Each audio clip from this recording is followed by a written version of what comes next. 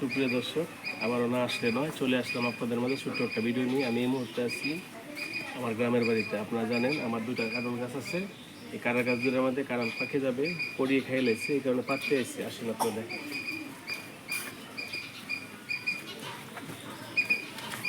এই যে কাঁঠাল পাইকে রয়েছে, খাই রয়েছে, ঠিক আছে। এটা আসলে হচ্ছে বড় গাছ, বড় কাঁঠাল তো তাই পাততাছি, ঠিক আছে। এই দেখবেন লেবিলে আছে, লেবিলে বিসমিল্লাহির রহমানির রহিম।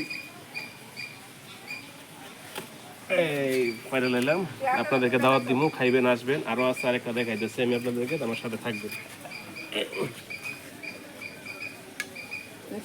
ছোট আরো দেখ, এই যে এখানে একটা আছে, এই যে এই যে পারলাম, এই যে কডি খাইছে, ঠিক আছে। আরো আছে, ঠিক আছে, আপনারা দেখাই।